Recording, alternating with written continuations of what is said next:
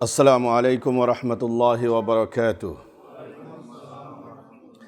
इन्नल हम्दुलिल्लाह नहमदुहु व नस्तईनुहु व नस्तगफिरुह व नु'मिनु बिही व नतवक्कलु अलैहि व नऊज़ु बिल्लाहि मिन शुरूरि अनफुसिना व मिन सय्यिआति अअमालिना मन यहदिहिल्लाहु फला मुदिल्ल लहु व मन युद्लिल फलन तजिद लहु वलिय्यन मुर्शिदा وأشهد أن لا إله إلا الله وحده لا شريك له وأشهد أن محمدًا عبد الله ورسوله اللهم صل وسلم وبارك على سيدنا محمد وآله وأصحابه والتابعين إلى يوم الدين أما بعد فيقول الله سبحانه وتعالى بعد أعوذ بالله من الشيطان الرجيم بسم الله الرحمن الرحيم علمه شديد القوى ذو مرة فاستوى وهو بالأفق الأعلى ثم دنا فتدلى فكان قاب قوسين أو أدنى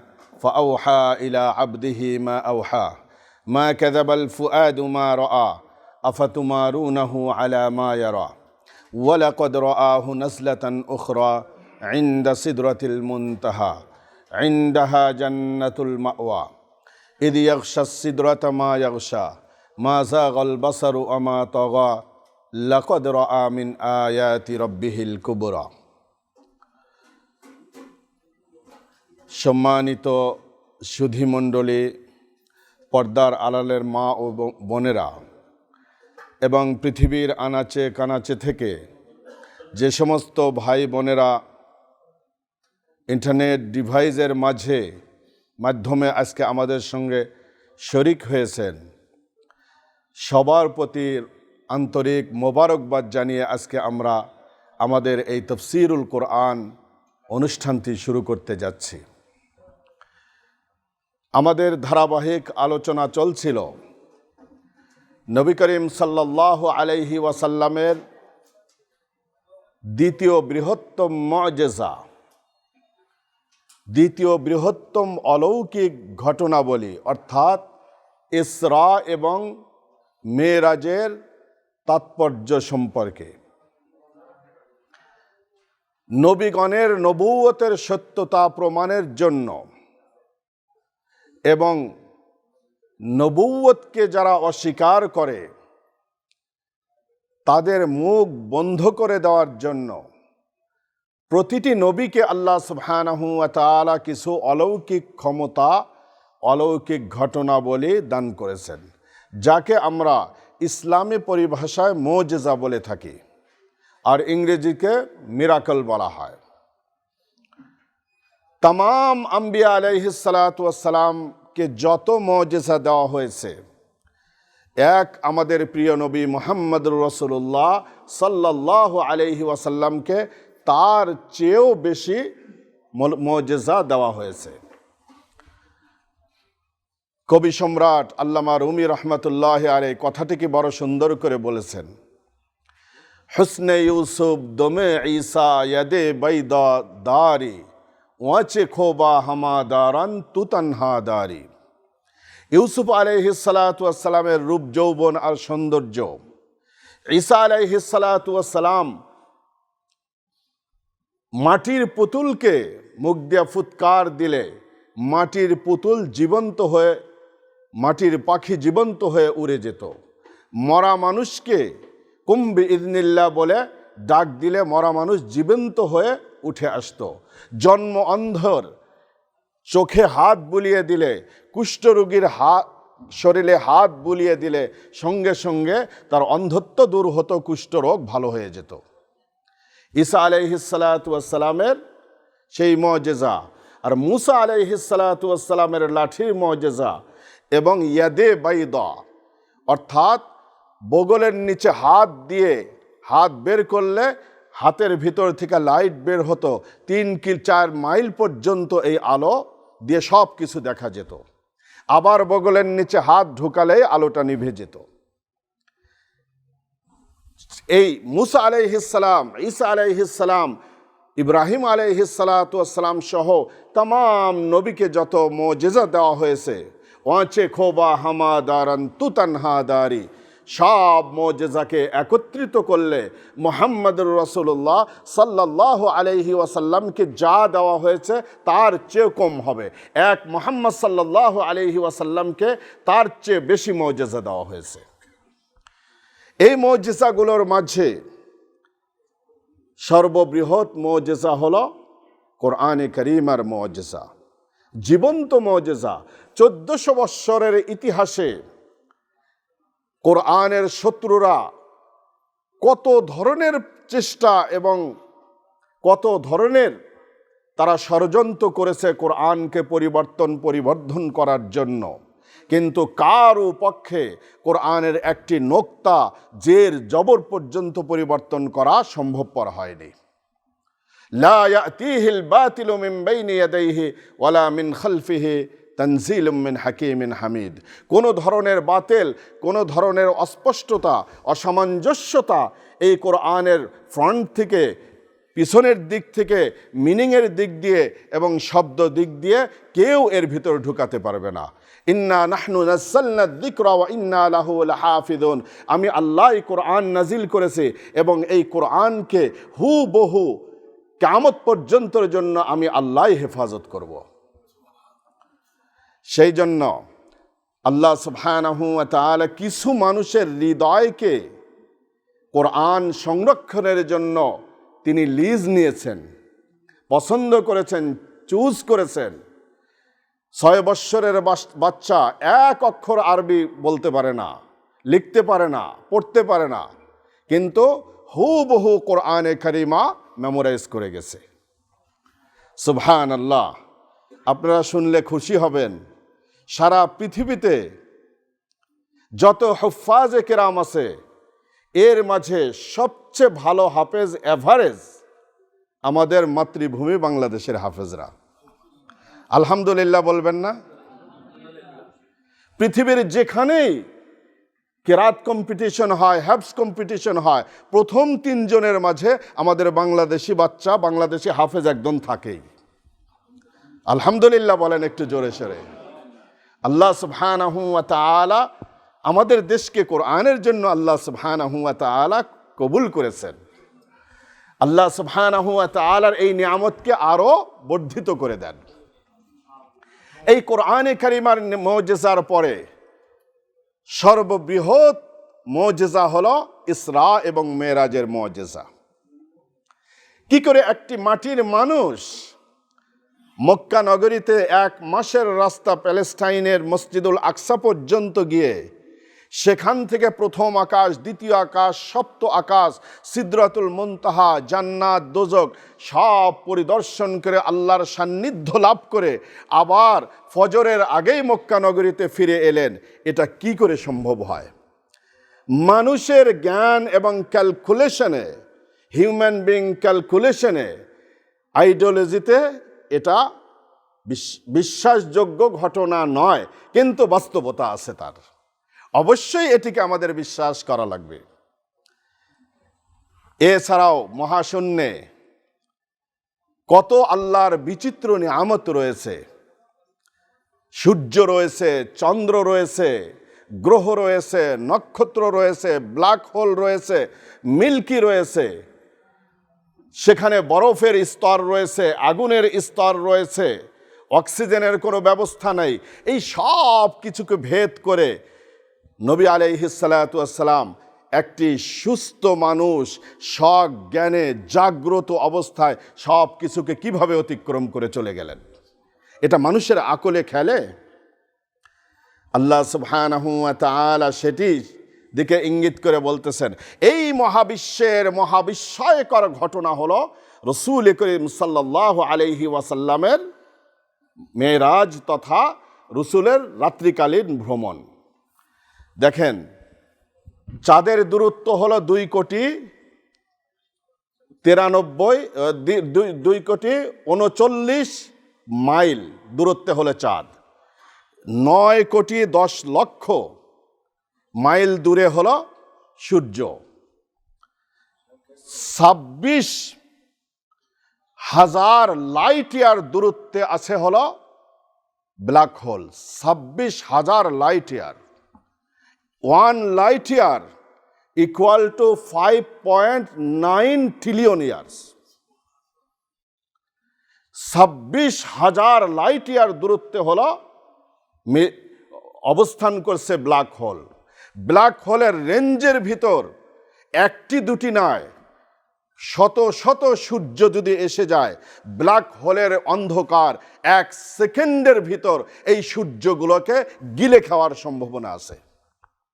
সেই জন্য আল্লাহ সুবহানাহু ওয়া তাআলা কোরআনে কারিমাতে অন্ধকারের কসম খেয়েছেন, ওয়াস-সামাই ওয়াত-তারিক, আমি আকাশের শপথ করে বলছি এবং সেই অন্ধকারের শপথ করে বলছি। এটাকে এই দুনিয়ার অন্ধকার, ব্ল্যাক হোলের অন্ধকার। আরও দূরত্বে হলো মিল্কি। এই পৃথিবীর মাটির থেকে মিল্কির দূরত্ব হলো 1,00,000 লাইট ইয়ার দূরে আছে হলো মিল্কি। সুবহানাল্লাহ। এই বিশাল দূরত্বকে আল্লাহ সুবহানাহু ওয়া তাআলার হাবিব সাল্লাল্লাহু আলাইহি ওয়াসাল্লাম রাতের কিয়দংশে অতিক্রম করে আবার সূর্যোদয়ের আগেই মক্কায় ফিরে আসছেন। এটা হিউম্যান বিং ক্যালকুলেশনে মেলে না, কিন্তু বাস্তব এই ঘটনা ঘটেছে। সেই জন্য মহাবিস্ময়কর ঘটনা হলো রাসূল করিম সাল্লাল্লাহু আলাইহি ওয়াসাল্লামের ইসরা এবং মেরাজ। দেখুন, ইসরা এবং মেরাজ এ দুটি শব্দ আমরা রজব মাসে পেপার পত্রিকা খুললেই দেখি, সেমিনারেও এ কথা দুটি শুনে থাকি। ইসরা এবং মেরাজের পার্থক্য হলো, ইসরা বলা হয় জমিনের এক শহর থেকে আর এক শহর পর্যন্ত ভ্রমণ, রাত্রিকালীন ভ্রমণকে ইসরা বলা হয়। আর মেরাজ শব্দের অর্থ হলো এলিভেটর, লিফট, বিশেষ ধরনের সিঁড়ি। নবী করিম সাল্লাল্লাহু আলাইহি ওয়াসাল্লাম মসজিদুল হারাম থেকে যাত্রা শুরু করে প্যালেস্টাইনের মসজিদুল আকসা পর্যন্ত যে ভ্রমণ করেছিলেন, ভ্রমণের এই অংশটুকুর নাম হলো ইসরা। আর এরপরে প্যালেস্টাইন থেকে মসজিদুল আকসার থেকে যে ঊর্ধ্বগমনে গিয়েছিলেন, সেটা এক বিশেষ ধরনের সিঁড়ি। এই সিঁড়ির নামই হলো মেরাজ। এই ভ্রমণে রাসূল করিম সাল্লাল্লাহু আলাইহি ওয়াসাল্লাম চারটি বাহন ব্যবহার করেছেন। মসজিদুল হারাম থেকে মসজিদুল আকসা তথা মক্কাতুল মুকাররমাত থেকে জেরুজালেম পর্যন্ত তিনি ভ্রমণ করেছিলেন হলো বোরাকে। বোরাক কি জিনিসের নাম? রাসূল করিম সাল্লাল্লাহু আলাইহি ওয়াসাল্লাম বলেন, দাব্বাতুন আবিয়াদ ফাওকাল হিমার দুনাল বাগল ইয়াদাউ হাফিরাহু ইনদা মুনতাহা তরফিহি। যে এটি হলো সাদা রঙের একটা প্রাণী, গাধার চেয়ে বড়, খচ্চরের চেয়ে হলো ছোট, এত দ্রুতগামী যে সেকেন্ডের ভিতর দৃষ্টির দূরত্ব পর্যন্ত চলে যেতে পারে। বোরাককে নিয়ে নবী আলাইহিস সালাতু ওয়াস সালাম মসজিদুল আকসার সামনে কুব্বাতুস সাখরা, এক পাথর, সেই পাথরের ভিতর সার্কেল করা ছিল। তামাম নবী যখন বাইতুল মাকদাসে নবী নামাজ পড়তে আসতেন, এই সার্কেলের সঙ্গে নিজেদের উট, গাধা, খচ্চর, ঘোড়াকে টাই করে বেঁধে তারপরে মসজিদে ঢুকতেন। বোরাককে নবী আলাইহিস সালাতু ওয়াস সালাম সেখানে বেঁধে এরপরে ঊর্ধ্বগমনে ভ্রমণ করলেন। মসজিদুল আকসার থেকে সিদরাতুল মুনতাহাতে গিয়েছেন নবী আলাইহিস সালাতু ওয়াস সালাম মেরাজে করে, বিশেষ ধরনের এলিভেটরে করে। সিদরাতুল মুনতাহাত থেকে ঊর্ধ্বগমনেতে গিয়েছেন সেই বাহন আরো দ্রুতগামী, তার নাম হলো রফরফ। মুত্তাকিইনা আলা রফরফিন খুদরিন ওয়া আবকারিয়িন হিসান।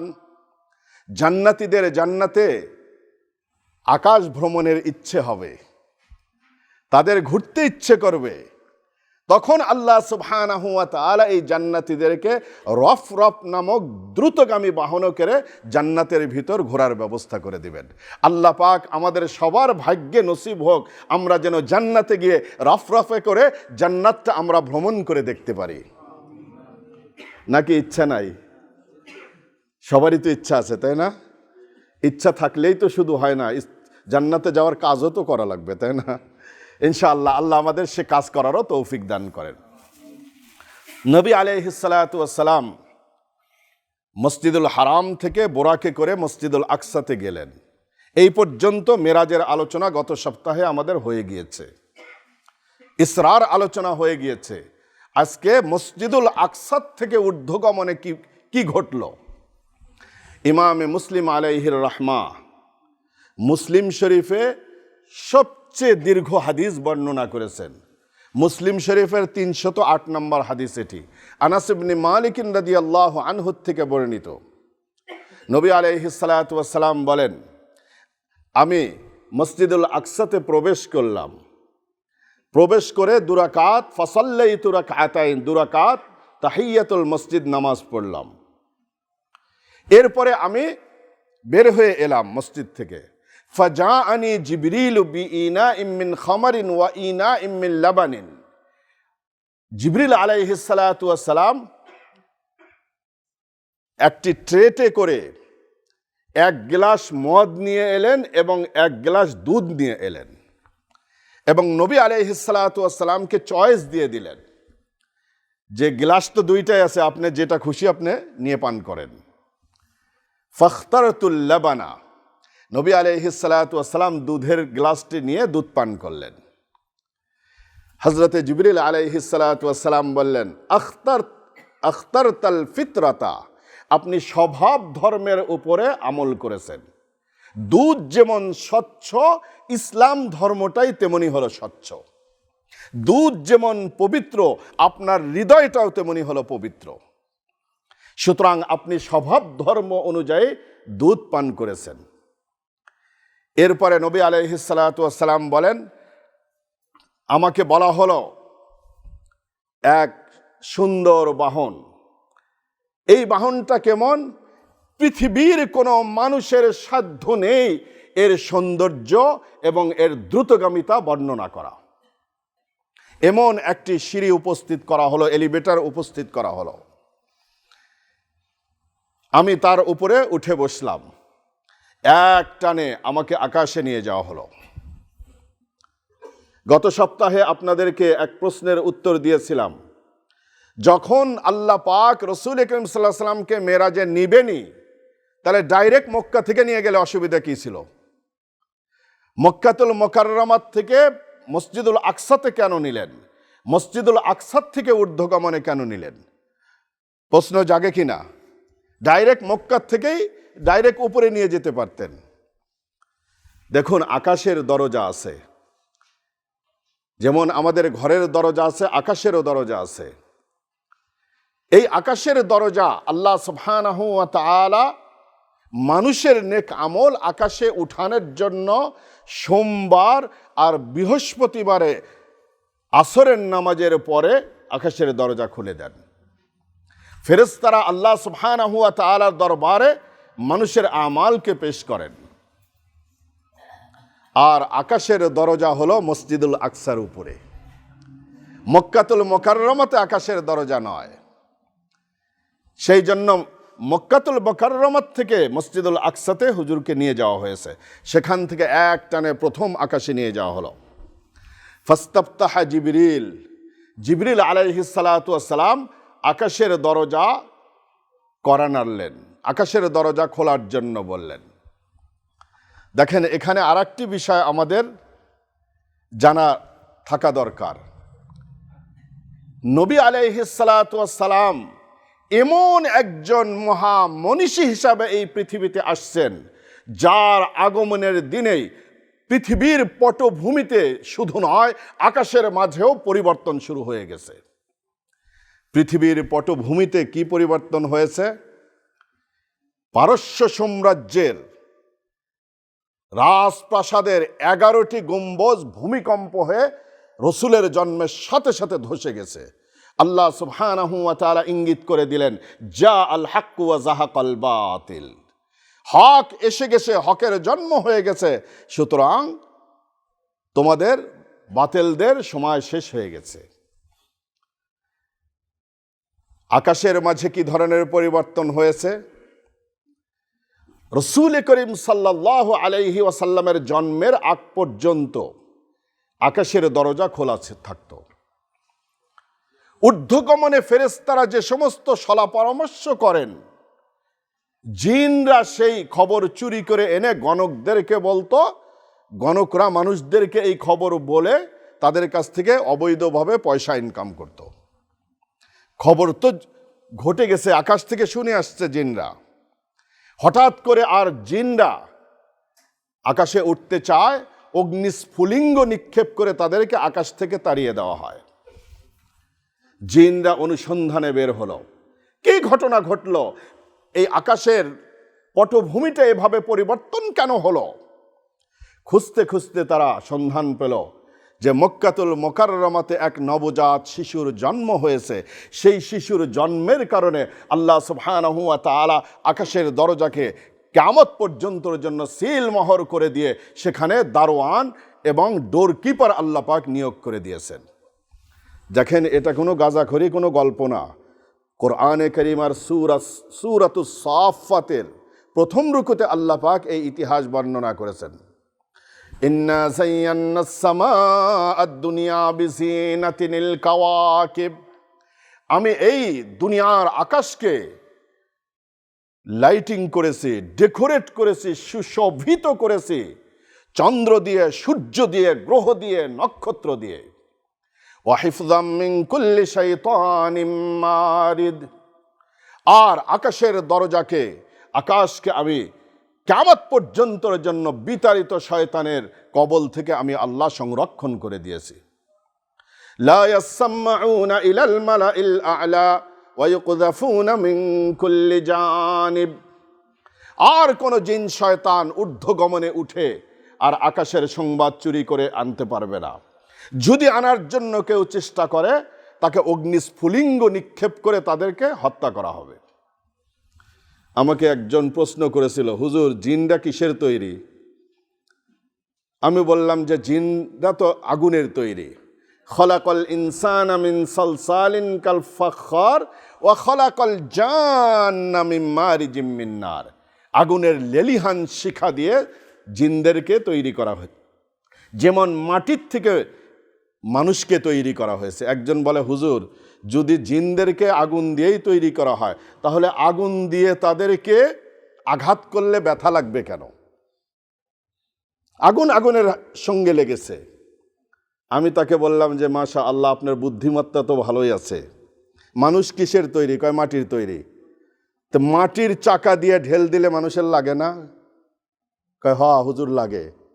তা আমি বললাম যে মাটির তৈরি মানুষের যদি মাটির চাকা দিয়ে ঢেল দিলে লাগতে পারে, তাহলে আগুনের তৈরি জিনদের অগ্নিস্ফুলিঙ্গ নিক্ষেপ করে তাদেরকে তাড়িয়ে দিলে তাদের লাগবে না?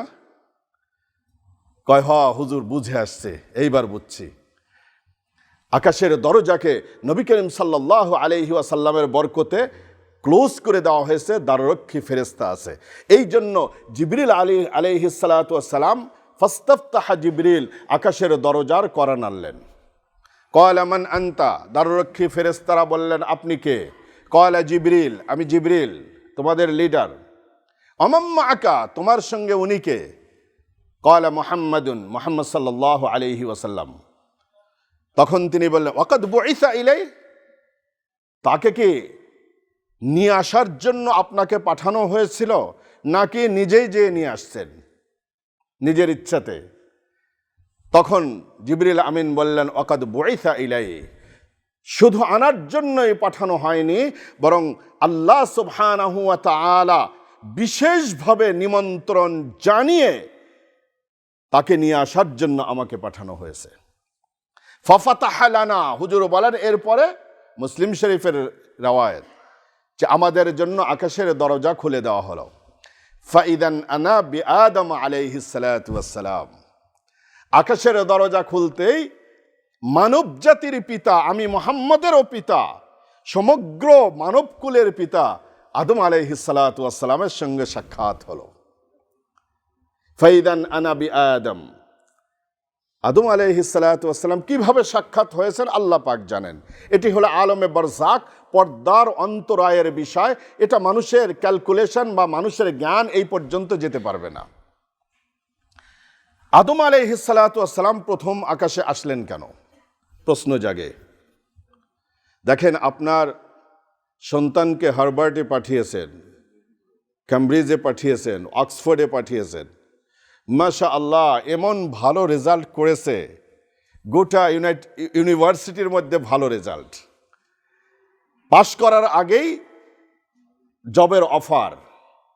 সারা দুনিয়ার মিডিয়া, ইলেকট্রনিক্স মিডিয়া, অন্যান্য মিডিয়া আপনার সন্তানের এই সুসংবাদের খবরটাকে পাবলিশ করে দিয়েছে।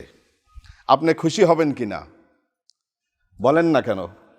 খুশি হবেন। এইবার আপনার সন্তান দেশে ফিরে যাচ্ছে, ঢাকা এয়ারপোর্টে নামবে। আপনি কি বাড়িতে বসে থাকবেন নাকি ঢাকা এয়ারপোর্টে আসবেন? কি করবেন?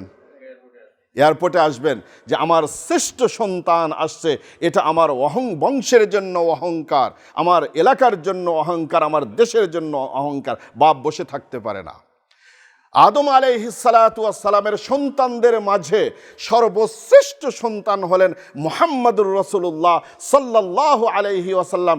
সেই সন্তান আজকে আল্লাহ পাকের ইনভাইটেশন পেয়ে, আল্লাহর নিমন্ত্রণ পেয়ে, আল্লাহর সান্নিধ্য লাভের জন্য ঊর্ধ্বগমনে ভ্রমণ করছে। আর বাপ আদম আলাইহিস সালাতু ওয়াস সালাম অভ্যর্থনার জন্য প্রথম আকাশে আসবেন না? এই জন্য প্রথম আকাশে আসছেন। আমি জিজ্ঞেস করলেন, ভাই জিবরিল উনি কে? বললেন যে আপনার পিতা আদম আলাইহিস সালাতু ওয়াস সালাম। আমি গিয়ে সালাম দিলাম। ফারাহহাবা বি ওয়া দাআলি বিখাইরিন। তিনি আমাকে সালামের উত্তর দিলেন, অভ্যর্থনা জানালেন এবং আমাকে আমার জন্য দোয়া করলেন এবং বললেন, হে আমার সন্তানদের মাঝে শ্রেষ্ঠ সন্তান আদম আলাইহিস সালাতু ওয়াস সালাম। এটি হল এই পর্যন্ত মুসলিমের রওয়ায়াত। অন্য আরেকটি রওয়ায়াতে আছে, এখানে আরো কিছু ঘটনা ঘটেছে। আদম আলাইহিস সালাতু ওয়াস সালাম বসে আছেন প্রথম আকাশে। তার ডান দিকে হাজারো হাজারো মানুষ, বাম দিকে হাজারো মানুষ। তিনি যখন ডান দিকে তাকান, এই মানুষদের দিকে তিনি হেসে ফেলেন। আর বাম দিকে যখন তাকান, তখন কাঁদতে শুরু করেন। নবী আলাইহিস সালাতু ওয়াস সালাম জিবরিল আলাইহিস সালাতু ওয়াস সালামকে জিজ্ঞেস করলেন, ভাই জিবরিল, আমি তো বুঝতে পারছি না, পিতা আদম আলাইহিস সালাতু ওয়াস সালাম ডান দিকের লোকগুলোর দিকে তাকালে হাসেন, বাম দিকের লোকগুলোর দিকে তাকালে কাঁদেন কেন?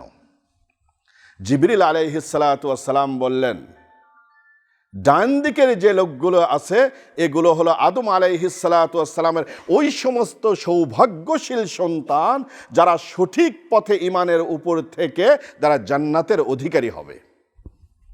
সেই জন্য সন্তানদের সুখময় অবস্থা দেখলে বাপের মুখে যেমন নাকি হাসি ফুটে ওঠে, আদম আলাইহিস সালাতু ওয়াস সালাম ডান দিকের লোকগুলা দেখে হেসে ফেলেন। আর বাম দিকের লোকগুলো হলো আদম আলাইহিস সালাতু ওয়াস সালামের ওই সমস্ত অবাধ্য সন্তান যারা নাকি আল্লাহর বিরোধিতা করেছে, নবীগণের বিরোধিতা করেছে, যার ফলে তারা জাহান্নামী সন্তান।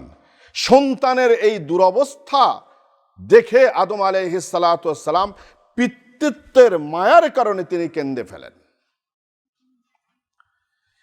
এরপরে নবী আলাইহিস সালাতু ওয়াস সালাম বলেন, আমাকে নিয়ে যাওয়া হলো দ্বিতীয় আকাশে।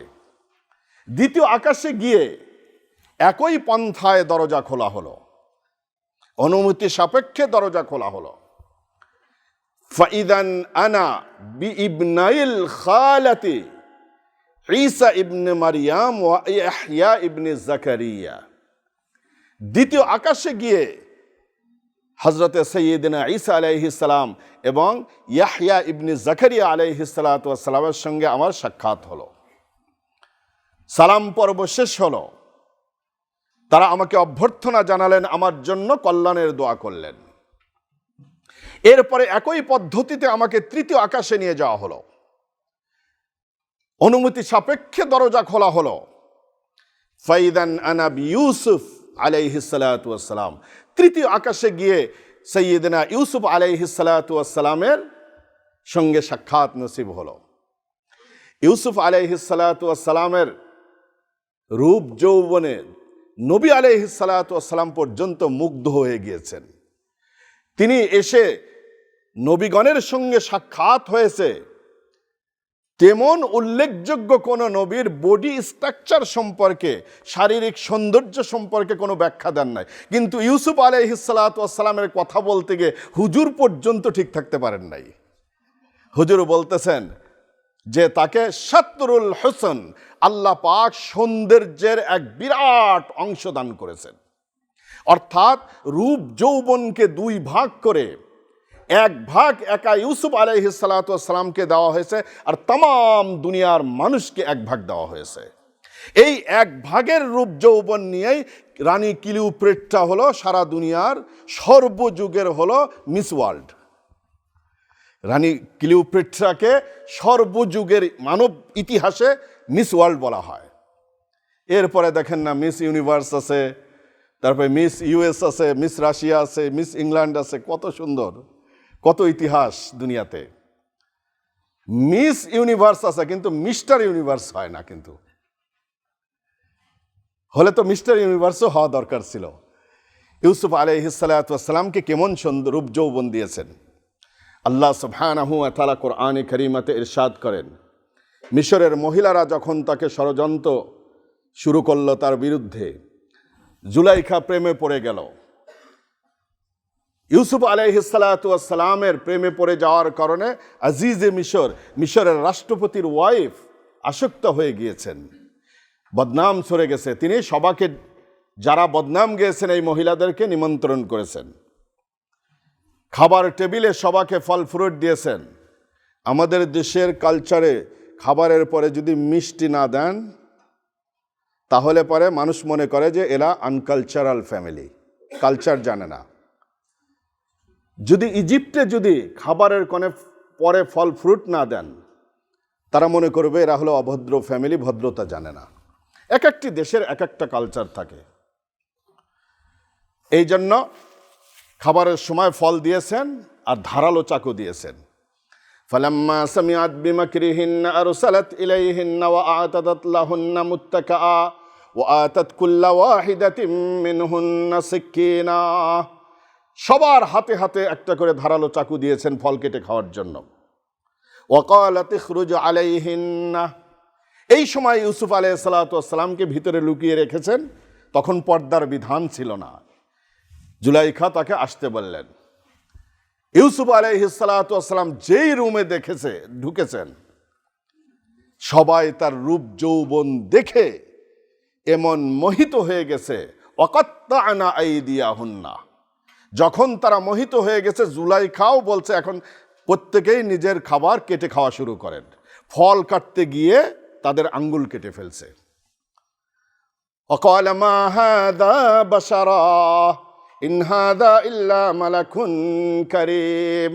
তারা বললেন, মা হাযা বাশারা, এটা মানুষ হতে পারে না, মানুষ কোনোদিন এত সুন্দর হতে পারে না। ইনি স্বর্গীয় কোনো দূত, স্বর্গীয় কোনো ফেরেশতা ছাড়া আর কিছু না। ইউসুফ আলাইহিস সালাতু ওয়াস সালামের রূপ যৌবন এমন ছিল।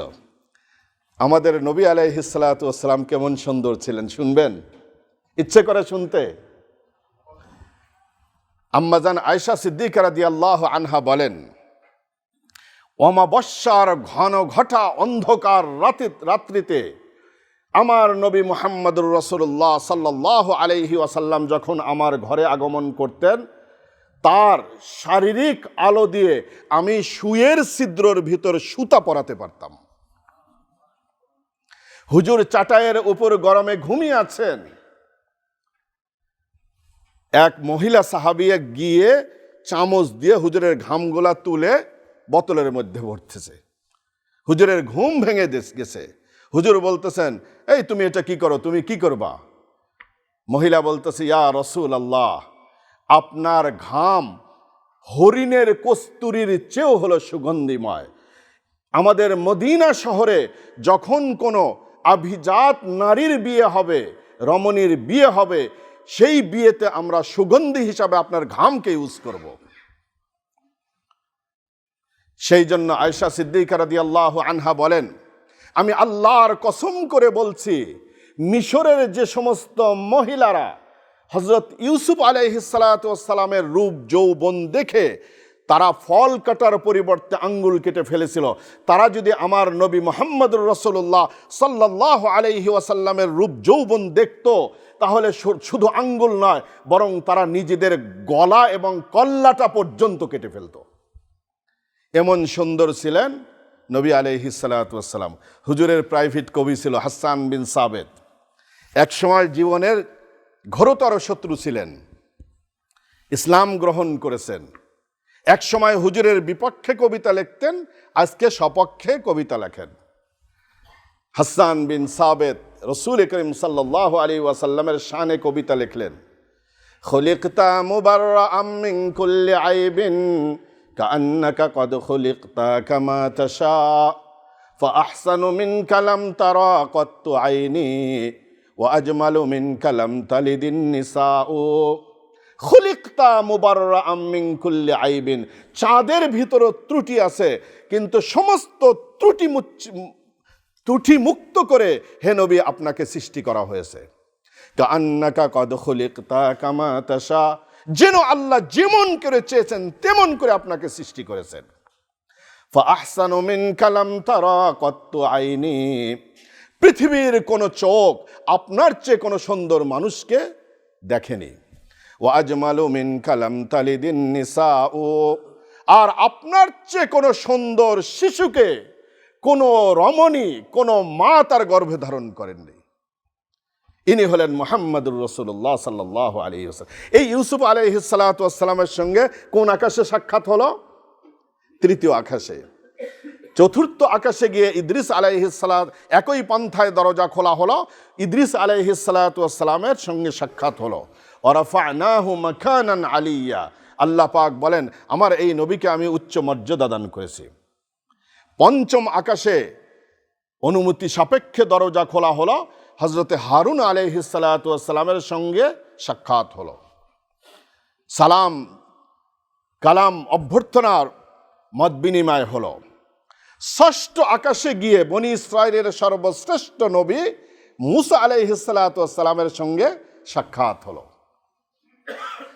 মুসা আলাইহিস সালাতু ওয়াস সালাম হুজুরকে অভ্যর্থনা জানালেন, নিমন্ত্রণ জানালেন, হুজুরকে মোবারকবাদ জানালেন।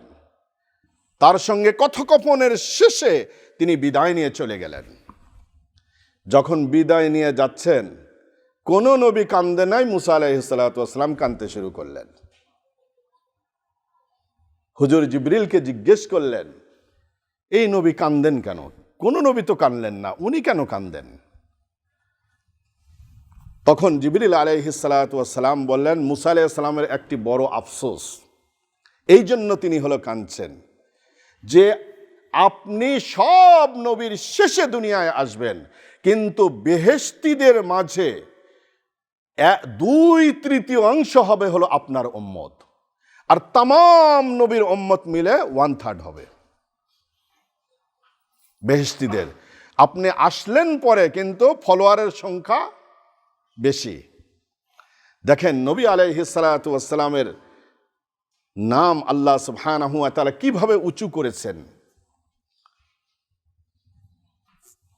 আল্লাহ সুবহানাহু ওয়া তাআলা বলেন, ওয়ারাফা'না লাকা যিকরাক, হে নবী আপনার স্মরণকে আমি সর্বোচ্চ করব। মুসলমানদের এমন কোনো অনুষ্ঠান, এমন কোনো ইবাদত নেই যেখানে রাসূল করিম সাল্লাল্লাহু আলাইহি সাল্লামকে ইগনোর করে ইবাদত করার সুযোগ আছে। মুসলমান হতে হলে প্রথম কালেমা পড়তে হয়, তাই না? এটা হলো ফান্ডামেন্টাল ওয়ার্ড ইসলামের। কালেমার ভিতরে লা ইলাহা ইল্লাল্লাহ, পরের ওয়ার্ড কি? মুহাম্মাদুর রাসূলুল্লাহ। আজান হলো শায়ের ইসলাম, ইসলামের সিম্বল, যদিও সুন্নত, কিন্তু ইসলামের যেগুলো সিম্বল হয় সেগুলো হলো মর্যাদার দিক দিয়ে ফরজের উপরে হয়। কোরবানি ইসলামের সিম্বল, কাবা শরীফ ইসলামের সিম্বল, আজান ইসলামের সিম্বল, মসজিদ ইসলামের সিম্বল। এই আজানের ভিতর আশহাদু আল্লা ইলাহা ইল্লাল্লাহ, পরে ওয়ার্ড কি? ওয়া আশহাদু আন্না মুহাম্মাদার রাসূলুল্লাহ। নামাজের ভিতর আমরা আত্তাহিয়াতু পড়ি, সে আত্তাহিয়াতুটা কি? আত্তাহিয়াতু লিল্লাহ, সমস্ত পবিত্রতা আল্লাহর জন্য। ওয়াসসালাওয়াতু ওয়াত-তাইয়্যিবাত, আসসালামু আলাইকা আইয়ুহান নবিয়্যু। এরপরে নামাজের ভিতর দরুদ শরীফ আছে, আল্লাহুম্মা সাল্লি আলা মুহাম্মাদিন। দেখেন, কোনো ইবাদত হুজুরের নাম না নিয়ে হয়। মুসলমানরা হুজুরের নাম নিতে গিয়ে মুখে নিয়ে তৃপ্ত হয় না, 400 ফিট উঁচা মিনার বানায়, তার উপরে চারদিকে 4টা মাইক, মুয়াজ্জিন আজান দেন, আশহাদু আল্লা ইলাহা ইল্লাল্লাহ ওয়া আশহাদু আন্না মুহাম্মাদার রাসূলুল্লাহ। পৃথিবীর আর কোন ব্যক্তি আছে এত মানুষ একসঙ্গে কারো স্মরণ করে মুহাম্মাদুর রাসূলুল্লাহ সাল্লাল্লাহু আলাইহি ওয়াসাল্লাম? সুবহানাল্লাহ। ওয়া রাফা'না লাকা যিকরাক, হে নবী, আপনার স্মরণকে, আপনার জিকিরকে আমি সুমহান, সুউচ্চ করে দেব। সেই জন্য এই নবী আসলেন পরে, তার উম্মতের সংখ্যা বেশি, মর্যাদা বেশি, আর আমি আগে আসছি, আমার উম্মতের সংখ্যা কম, আর আমার জান্নাতি উম্মতের সংখ্যা তার চেয়ে কম। এই আফসোসে তিনি কাঁদছেন। এইবার নবী আলাইহিস সালাতু ওয়াস সালামকে নিয়ে জিবরিল সপ্ত আকাশের দরজা অনুমতি চাইলেন। অনুমতি সাপেক্ষে সপ্ত আকাশের দরজা খুলে দেওয়া হলো। সপ্ত আকাশে কাবা শরীফের ঊর্ধ্বে হুবহু উপরে, সপ্ত আকাশের উপরে আরেকটি কাবা আছে, যার নাম হলো বাইতুল মামুর। এই বাইতুল মামুর হলো ফেরেশতাদের কাবা। প্রতিদিন 70,000 ফেরেশতা বাইতুল মামুরকে তাওয়াফ করে। আর যে কোনো ফেরেশতা একবার তাওয়াফ করলে কিয়ামতের আগ পর্যন্ত আর দ্বিতীয়বার তাকে আসার অনুমতি দেওয়া হয় না। কিন্তু আপনি কাবা শরীফ একবার তাওয়াফ করেছেন, দ্বিতীয়বার অনুমতি নাই, তৃতীয়বার নাই। আল্লাহ সুবহানাহু ওয়া তাআলা বলেন, ওয়ালাকাদ কাররামনা বানি আদম, আমি কোন কোন ক্ষেত্রে বনি আদমকে ফেরেশতাদের উপরে মর্যাদাশীল করেছি। ফেরেশতাদের কাবায় একবারের বেশি তওয়াফ করা যায় না, আর মানুষের যে কাবা দিয়েছে সেই কাবাতে জীবনে যতবার খুশি সে তওয়াফ করতে পারবে। এই বাইতুল মামুরের ভিতরে গিয়ে হুজুর দেখলেন জাতির পিতা ইব্রাহিম আলাইহিস সালাতু ওয়াস সালামের তিনি দেওয়ালের সঙ্গে হেলান দিয়ে বসে আছেন। হুজুর প্রবেশ করলেন, 2 রাকাত নামাজ পড়লেন। 2 রাকাত নামাজ পড়ে তিনি বের হয়ে আসছেন। ইব্রাহিম আলাইহিস সালাতু ওয়াস সালাম তাকে বললেন, মারহাবাম বিন নবিয়্যিস সালিহ ওয়া ইবনিস সালিহ, অভ্যর্থনা তোমার প্রতি হে শ্রেষ্ঠ নবী এবং আমার শ্রেষ্ঠ সন্তান। কারণ নবী আলাইহিস সালাতু ওয়াস সালাম হলো ইব্রাহিমী ফ্যামিলির, এই জন্য সন্তান বলেছেন তিনি। ইব্রাহিম আলাইহিস সালাতু ওয়াস সালাম যখন বিদায় নিয়ে বের হচ্ছেন তখন বলতেছেন, আপনি তো সামনে গিয়ে জান্নাত দোজখ ভ্রমণ করবেন, আপনার উম্মতদেরকে জান্নাতের ভিতর বেশি বেশি করে গাছ লাগাতে বলবেন, জান্নাতের মাটি বড় উর্বর। হুজুর বলেন, আমার উম্মত, তখন তো মেরাজের সময় ইসলাম শুধু মক্কা নগরীতেই সীমিত ছিল, এমন এক জায়গায় আছে যেখানে একটা গাছ হওয়ার সম্ভাবনা নাই। এখন তো গ্রিন হয়ে গেছে, তখন তো গাছও ছিল না। আমার উম্মত এই দুনিয়ার থেকে জান্নাতে গাছ লাগাবে কিভাবে? তখন রসুল করিম সাল্লাল্লাহু আলাইহি ওয়াসাল্লাম বললেন, ইব্রাহিম আলাইহিস সালাতু ওয়াস সালাম বললেন, আপনার উম্মত যদি দুনিয়ার ময়দানে থেকে একবার যদি এই তাসবিহটা পাঠ করে, সুবহানাল্লাহ আলহামদুলিল্লাহ ওয়া লা ইলাহা ইল্লাল্লাহু আল্লাহু আকবার ওয়া লা হাওলা ওয়া লা কুওয়াতা ইল্লা বিল্লাহিল আলিয়্যিল আযীম, আপনার উম্মত দুনিয়ায় মাটিতে বসে এই তাসবিহটা পাঠ করবে, আর তার পক্ষ থেকে ফেরেশতারা জান্নাতের ভিতরে এক গাছের চারা রোপণ করে দিবে। এমন বড় গাছ হবে যেই গাছের ছায়াকে দ্রুতগামী একটি ঘোড়া 100 বৎসর দৌড়েও অতিক্রম করতে পারবে না। সেই জন্য জান্নাতের মাটি বড় উর্বর, আপনার উম্মতকে বেশি বেশি গাছ লাগাতে বলবেন। হুজুর বলেন, এরপরে আমাকে সপ্ত আকাশ থেকে এক সমতল ময়দানে নিয়ে যাওয়া হলো। সেখানে কলমের লেখার আওয়াজ শুনতে পেলাম।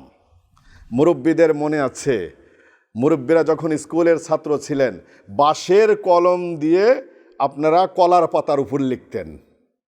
আমি বাচ্চাদেরকে দেখেছি, সেই জন্য মনে আছে। যখন এভাবে লেখা হয় তখন একটা আওয়াজ হয় কি না? বাঁশের কলম দিয়ে কলার পাতায় লিখতে গেলে একটা আওয়াজ হয়। এই ধরনের এক আওয়াজ শুনতে পেলাম।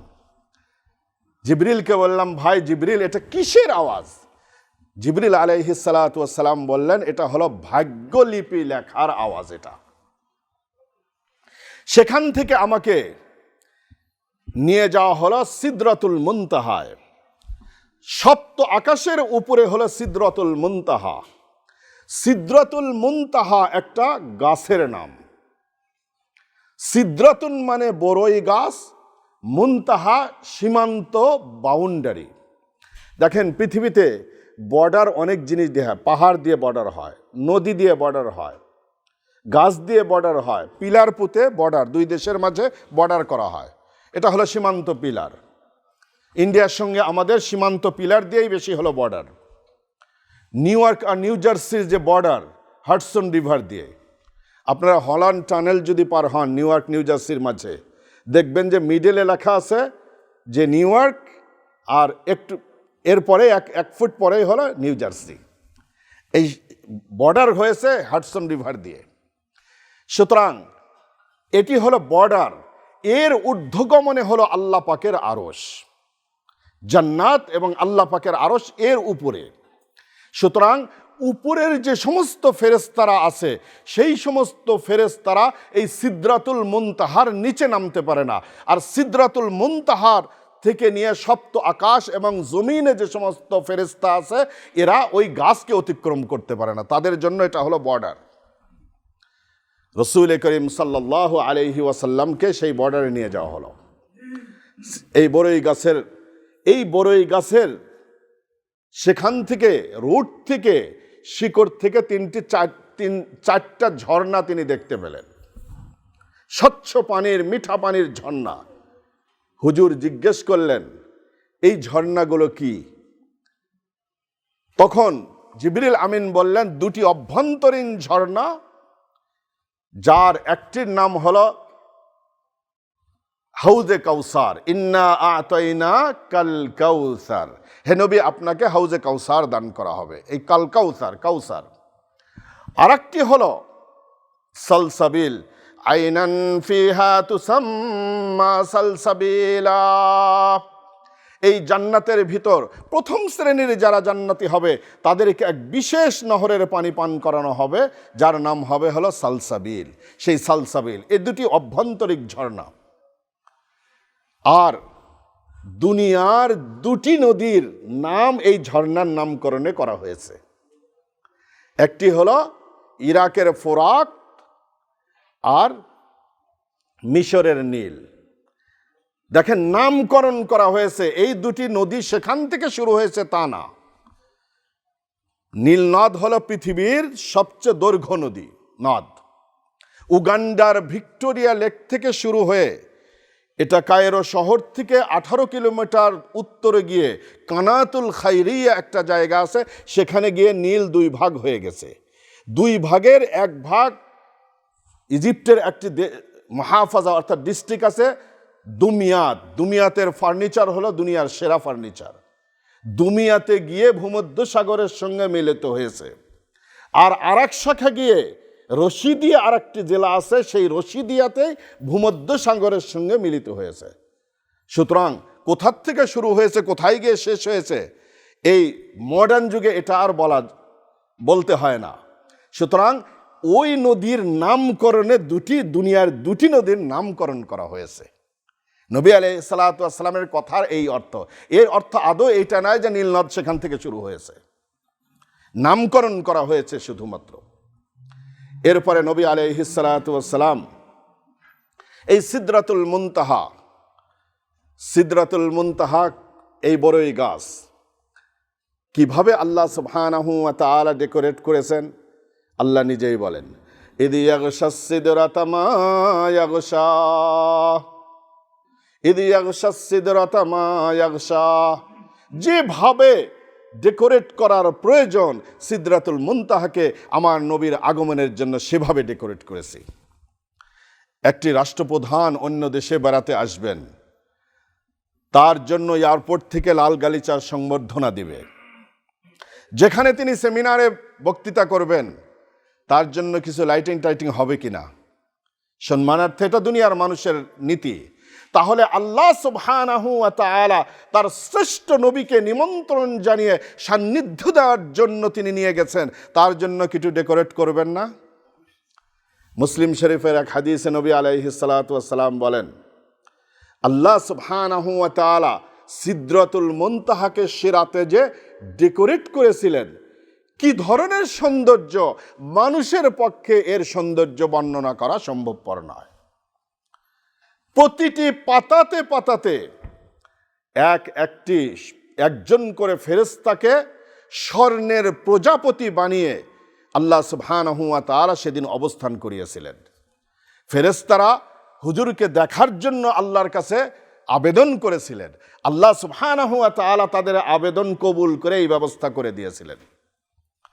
এখন দেখেন, শুধু ফুল গাছ আছে, একটু যদি ফুল গাছের উপর দোয়েল, ঘুঘু ইত্যাদি পাখি না থাকে, এই বাগানের কিন্তু সৌন্দর্য ফুটে ওঠে না। দুপুর সময় যদি কোকিলের একটু ডাক না হয়, তাহলে কবিরা তো কবিতাই লিখতে পারে না। শুধু এই লাইটিংয়ে করবে? এর মাঝে কি কোনো আল্লাহ সুবহানাহু ওয়া তাআলা পাখির ডাক শোনাবেন না? সমস্ত ফেরেশতারা সমস্বরে নবী আলাইহিস সালাতু ওয়াস সালামকে অভ্যর্থনা জানানোর জন্য এক তাসবিহ পাঠ করেছিলেন। সুবহানাল্লাহ সবাই পড়েন, সুবহানাল্লাহ ওয়ালহামদুলিল্লাহ ওয়ালা ইলাহা ইল্লাল্লাহু আল্লাহু আকবার, সুবহানাল্লাহ ওয়ালহামদুলিল্লাহ ওয়ালা ইলাহা ইল্লাল্লাহু আল্লাহু আকবার। পাখিরা তাসবিহ পাঠ, ফেরেশতারা তাসবিহ পাঠ করেছে। এই সিদরাতুল মুনতাহার পাশেই হলো জান্নাত। ইনদা সিদরাতিল মুনতাহা ইনদাহা জান্নাতুল মাওয়া। সিদরাতুল মুনতাহার পাশেই হলো জান্নাতুল মাওয়া। এই জান্নাতুল মাওয়ার ভিতরে একটা চেম্বার আছে যার নাম হলো ইল্লিয়ুন। নেককার বান্দারা যখন ইন্তেকাল করে তখন তাদের আত্মাকে ইল্লিয়ুনে যে রাখা হয় এবং কবর পর্যন্ত টেলিভিশন আর রিমোট কন্ট্রোলের মতো একটি সম্পর্ক করে দেয়। দেখেন, প্রশ্ন করতে পারেন, সিদরাতুল, এক আকাশ থেকে আকাশের দূরত্ব 500 বছরের দূরত্ব, সুতরাং এত দূরে কে রিমোট কন্ট্রোল কাম করবে? দেখেন, নাসার হেডকোয়ার্টার ক্যালিফোর্নিয়াতে, কেনেডি স্পেস সেন্টার হলো ফ্লোরিডাতে, টেক্সাসেও হলো স্পেস সেন্টার আছে। তাহলে শাটল চলে গেছে স্পেসে, নিচের থেকে কন্ট্রোল হচ্ছে কিনা, নাকি শাটল নিচের মতো ঘুরতেছে, এগুলা দেখতে হয়। জ্ঞান বিজ্ঞান মানুষের চোখকে খুলে দেয়। এগুলো দেখবেন, শুধু রং তামাশা দেখা দুনিয়ার না, এগুলোও দেখতে হয়। কিভাবে কন্ট্রোল করে সেগুলো সব দেখতে হয়। আইনস্টাইনের যে প্রথম নিউক্লিয়ার প্ল্যান্টটা করেছে, সেখানে আমাদের রংপুরের এক সায়েন্টিস্ট হলো সেখানের চিফ ইঞ্জিনিয়ার, চিফ সায়েন্টিস্ট। তা আমি তাকে বললাম, নিউক্লিয়ার প্রজেক্টটা দেখার আমার খুব শখ। হুজুর পাগল হয়েছেন নাকি, এখানে জনসাধারণকে নেওয়া যায়? আর আপনার মতো যদি টুপিদারি মোল্লা হয় তাহলে তো আরও কঠিন। আমি ওনাকে বললাম যে দেখেন কোনো রাস্তা আছে কিনা, আমার বড় শখ, জানার শখ যে নিউক্লিয়ার পাওয়ারটা কিভাবে তারা কি করেন। তারপর উনি ওনার বসদের সাথে আলাপ করে আমাকে আলহামদুলিল্লাহ নিয়ে যাওয়ার ব্যবস্থা করে দিচ্ছেন। ওনার সাথে ঘুরে দেখে আসলাম নিউক্লিয়ার পাওয়ারটা কি জিনিস, কিভাবে কি হয়। সেই জন্য জ্ঞানের স্পৃহা থাকতে হয়। আপনি স্পেস সেন্টারে গেলে সেখানে রকেট রাখা আছে, রকেট কি জিনিস, স্যাটেলাইট রাখা আছে, সচোখে দেখবেন স্পেসে কিভাবে যায়, সে ডকুমেন্টারিগুলো দেখবেন, দেখলে আপনার জ্ঞান খুলবে। পার্ল হারবারে যান, সেখানে সাবমেরিন ট্যুর আছে, সাবমেরিন ট্যুরে সমুদ্রের নিচে নিয়ে যায়। সমুদ্রের নিচে কি আছে? সমুদ্রের পার্ল হারবারে সমুদ্রের নিচে হলো আপনার মিউজিয়াম আছে, সেখানে যান। আলাস্কার বেরিতে যান। বেরি হলো টপ অফ দ্য ওয়ার্ল্ড। সেই বেরিতে 3 মাস রাত থাকে, 3 মাস দিন থাকে। শুধুমাত্র এয়ারপোর্টের রানওয়েটা হলো পাকা করা, তাও হিটিং সিস্টেম দিয়ে। আর 1 ইঞ্চি জমিনও সেখানে পাকা করা না। সাগরের উপর 15-20 ফিট বরফ পড়ে আছে, এর উপর দিয়ে হলে টলি চলতেছে, এর উপর দিয়ে গাড়ি চলতেছে, হোল করে বড় বড় মাছ মারতেছে। এগুলা সচোখে দেখা লাগে। আল্লাহ সুবহানাহু ওয়া তাআলার কুদরত যত দেখবেন, আপনার ঈমান তত বাড়বে, ঈমানের মজবুতি তত আসবে। লাকাদ রাআ মিন আয়াতি রাব্বিহিল কুবরা। আমার নবীকে সে রাতে আমি আমার কুদরতের বড় বড় নিদর্শন দেখিয়েছি। সুতরাং সিদরাতুল মুনতাহার পাশে হলো জান্নাত। এই জান্নাতে আমাকে নিয়ে যাওয়া হলো। দোজখ কোন জায়গায়? ওয়াল বাহরিল মাসজুর। আল্লাহ সুবহানাহু ওয়া তাআলা সূরাতুত তুরে বলেন ওয়াল বাহরিল মাসজুর, সাগরের তলদেশে হলো দোজখ আছে। সাগরের, সেই জন্য মডার্ন টেকনোলজি এত উন্নত হয়েছে। স্যাটেলাইট দিয়ে পানির তলে দেখা যায়, জঙ্গলের ভিতরে দেখা যায়, পাহাড়ের ভিতরে দেখা যায়। কিন্তু বিজ্ঞানের আবিষ্কৃত সব টেকনোলজি মাটির 6 মাইল পর্যন্ত কাজ করে। এরপরে এক ভারী পাথরের স্তর আছে, কোনো মেশিন এই পাথরকে কাটতে পারে না। বিজ্ঞানের দৌরাত্ম্য আজ শুধুমাত্র 6 মাইল পর্যন্ত গিয়েছে। এই 6 মাইলের পরে সেই পাথরের নিচে আল্লাহ সুবহানাহু ওয়া তাআলা দোজখের আগুন রেখেছেন। সেই দোজখের ভিতরে একটা চেম্বার আছে, সেই চেম্বারের নাম হলো সিজ্জিন। ওমা আদরাকা মা সিজ্জিন। যারা নাকি পাপী হয়, যারা জাহান্নামী হয়, তাদের আত্মা উপরে, মৃত্যুর পরে উপরে নিয়ে যাওয়ার জন্য চেষ্টা করা হয়। আকাশের দরজা খোলা হয় না, তাদের আত্মাকে সিজ্জিনে নেওয়া হয়। সিজ্জিন থেকে রিমোট কন্ট্রোলের মতো কবর পর্যন্ত কানেকশন করে দেওয়া হয়। কিভাবে করেন আল্লাহ সুবহানাহু ওয়া তাআলাই ভালো জানেন। সেই জন্য বিজ্ঞানের যত উন্নতি হয়, কোরআন হাদিস বোঝা তত হলো সহজ হয়। আল্লাহ সুবহানাহু ওয়া তাআলা রাসূল সাল্লাল্লাহু আলাইহি ওয়াসাল্লাম এরপরে একখণ্ড সবুজ মেঘ এসে হুজুরকে আচ্ছাদিত করে ফেলল। এই সময় রাসূল করিম সাল্লাল্লাহু আলাইহি ওয়াসাল্লাম সিজদায় পড়ে গেলেন। ইনদা সিদরাতিল মুনতাহা ইনদাহা জান্নাতুল মাওয়া ইদ ইয়াগশা সিদরাতা মা ইয়াগশা মা যাগাল বাসারু ওয়া মা তাগা ফাআওহা ইলা আবদিহি মা আওহা। আমি নবী মুহাম্মদ সাল্লাল্লাহু আলাইহি ওয়াসাল্লামের উপরে যা কিছু অবতরণ করার তাই অবতরণ করলাম। আমার নবীর সঙ্গে আমার কথোপকথন হলো ডাইরেক্ট, কোনো ধরনের মাধ্যম ছাড়া, মিডিয়া ছাড়া আল্লাহ সুবহানাহু ওয়া তাআলা রাসূল করিম সাল্লাল্লাহু আলাইহি ওয়াসাল্লামের সঙ্গে কথোপকথন করেছেন। কি কথা হয়েছে আল্লাহর রাসূলই ভালো জানেন। ফাআওহা ইলা আবদিহি মা আওহা। আমার নবীর উপর যা কিছু অবতরণ করা দরকার আমি তাই করেছি। তখন আল্লাহ সুবহানাহু ওয়া তাআলা 50 ওয়াক্ত নামাজ ফরজ করলেন। নবী করিম সাল্লাল্লাহু আলাইহি ওয়াসাল্লাম জান্নাত দেখলেন, দোজখ দেখে এলেন। নবী আলাইহিস সালাতু ওয়াস সালাম জান্নাতে গিয়ে দেখেন, জান্নাতের দরজার সামনে লেখা আছে, আনাস রাদিয়াল্লাহু আনহু থেকে ইমাম বুখারী আলাইহির রাহমা এর রওয়ায়াত বর্ণনা করেছেন, জান্নাতের দরজায় লেখা আছে কর্জে হাসানার দানের সওয়াব হলো 10 গুণ, আর কর্জে হাসানার সওয়াব হলো 18 গুণ। হুজুর বললেন এটা কি করে হয়? দান তো একবারে দেওয়া হয়, আর কর্জে হাসানা তো রিটার্ন নেওয়া হয়, এটার সওয়াব বেশি হবে কেন? জিবরিল আমিন বললেন যে কর্জে হাসানা মানুষ নেয় একবারে না পেরে, কোনো রাস্তা থাকে না, তখন কর্জে হাসানা নেয়। এই জন্য কর্জে হাসানার সওয়াব হলো দানের চেয়ে বেশি। ওয়া আকরিদুল্লাহ করদান হাসানা, তোমরা আল্লাহকে কর্জে হাসানা দাও। এরপরে নবী আলাইহিস সালাতু ওয়াস সালাম কিছু দূর দিয়ে দেখলেন যে কিছু মানুষ তারা ফসল করছে, এই ফসল করার সঙ্গে সঙ্গে পেকে যাচ্ছে, কাটতেছে, আবার হচ্ছে, কেটে শেষ করতে পারছে না। নবী আলাইহিস সালাম জিজ্ঞেস করলেন এরা কারা?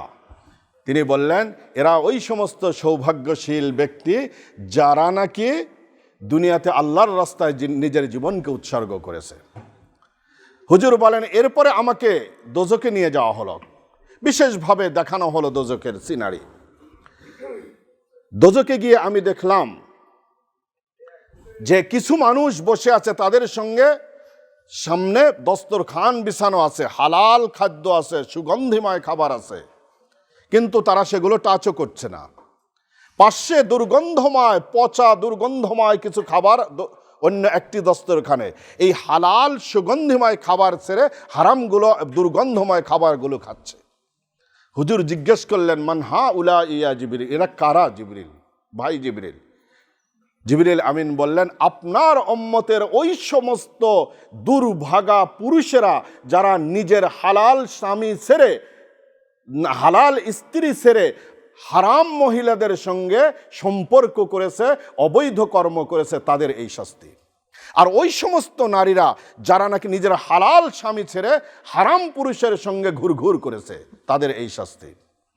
কিছুদের গিয়ে আবু সাঈদ খুদরি রাদিয়াল্লাহু আনহু থেকে রওয়ায়াত, কিছু মানুষের পেট বুতুনহুম কাল বুয়ুত, ঘরের মতো বড়, ফিহি হাইয়াত, এই পেটের ভিতর অসংখ্য সাপ দৌড়াদৌড়ি করছে।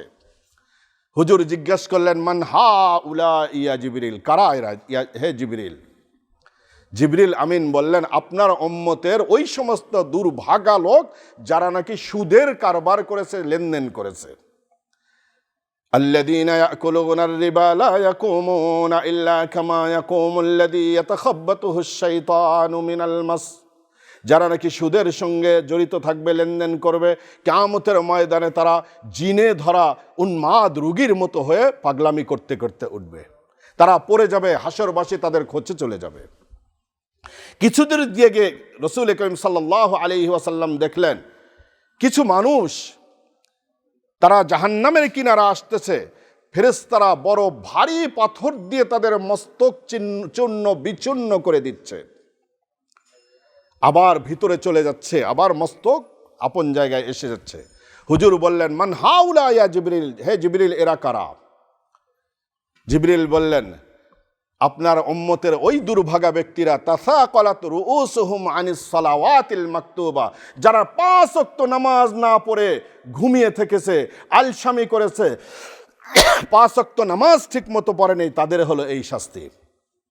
কিছুদূর গিয়ে নবী আলাইহিস সালাতু ওয়াস সালাম দেখলেন কিছু মানুষের ঠোঁট উটের ঠোঁটের মতো, আগুনের কেচি দিয়ে ঠোঁটগুলা কেটে দেওয়া হচ্ছে, আবার গজিয়ে উঠছে, আবার কেটে দেওয়া হচ্ছে। জিজ্ঞেস করলেন এরা কারা? জিবরিল বললেন এরা হলো আপনার উম্মতের ওই সমস্ত বক্তা এবং আলেমরা যারা মানুষকে সৎ কাজের জন্য নসিহত করেছে, নিজে সৎ কাজ করে নাই, তাদের হলো এই শাস্তি। কিছু দূর গিয়ে নবী আলাইহিস সালাতু ওয়াস সালাম দেখলেন কিছু মানুষ যাদের লজ্জাস্থানে ন্যাকড়া বেঁধে দেওয়া হয়েছে এবং তারা গরু ছাগলের ন্যায় পাথর উদ্ভিদ খাচ্ছে। জিজ্ঞেস করলেন এরা কারা? জিবরিল আমিন বললেন এরা হলো আপনার উম্মতের তারাই যারা নাকি যাকাত দেয়নি। এইভাবে বিভিন্ন শাস্তি দেখে নবী আলাইহিস সালাতু ওয়াস সালাম দোজখ থেকে আসলেন। হুজুরের উপর 50 ওয়াক্ত নামাজ ফরজ হলো। তিনি মুসা আলাইহিস সালাতু ওয়াস সালামের কাছে ফিরে এলেন। মুসা আলাইহিস সালাম জিজ্ঞেস করলেন যে আপনার উম্মতকে কি গিফট দিয়েছেন আল্লাহ? বললেন যে 50 ওয়াক্ত নামাজ দিয়েছেন। মুসা আলাইহিস সালাতু ওয়াস সালাম বলেন আমি আপনার আগে দুনিয়ায় আসছি, উম্মতের ব্যাপারে আমার বড় খবর আছে, আমার এক্সপিরিয়েন্স আপনার চেয়ে বেশি। আপনার উম্মত 50 ওয়াক্ত নামাজ পড়তে পারবে না, আপনি যে আল্লাহর কাছে রিডিউস করে আনেন, কমা আনেন। হুজুর আসলেন, 9 বার আসা যাওয়া করে 5 ওয়াক্ত করে কমাইছেন।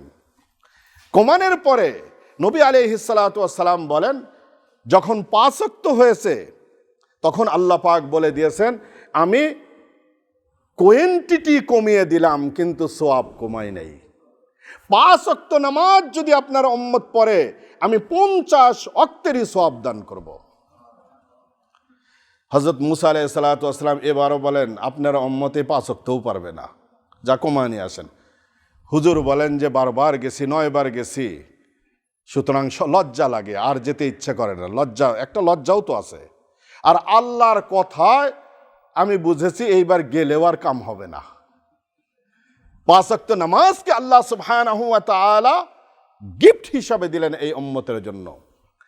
বোরাকে ওঠার সময়ে হুজুর জিবরিলকে জিজ্ঞেস করেছিলেন, আমারকে আল্লাহ পাক আমার সান্নিধ্য দেওয়ার জন্য আল্লাহর সান্নিধ্যে নিয়ে যাচ্ছেন, কিন্তু আমার উম্মতকে কি দিবেন? হুজুর এই সময় উম্মতের কথা বলে নাই। তখন আল্লাহ পাক বললেন, ওয়ালা সাউফা ইউতিকা রাব্বুকা ফাতারদা, আপনার উম্মতকে আল্লাহ পাক এমন গিফট দিবেন যেই গিফট পেলে হে নবী আপনি সন্তুষ্ট হয়ে যাবেন। সেই জন্য হুজুর বলেন, আসসালাতু মিরাজুল মুমিনিন, নামাজ হলো মুমিনদের জন্য হলো মেরাজ। বান্দা যখন নামাজে দাঁড়িয়ে আলহামদুলিল্লাহি রাব্বিল আলামিন বলে, আল্লাহ পাক আকাশ থেকে জবাব দেন, হামিদানি আবদি, আমার বান্দা আমার প্রশংসা করেছে। এক একটি আয়াত পরে আর আল্লাহ পাক সেই আয়াতের জবাব দেন। তাহলে আল্লাহর সঙ্গে মোনাজাত কথোপকথন হলো নামাজ, আল্লাহর সঙ্গে মেরাজ হলো মুমিনদের জন্য হলো নামাজ। এই নামাজ এ রাতে ফরজ হয়েছে। এই নামাজ নিয়ে আসলেন নবী আলাইহিস সালাতু ওয়াস সালাম। ফেরার পথে নবীগণ বাইতুল মাকদাসে এলেন।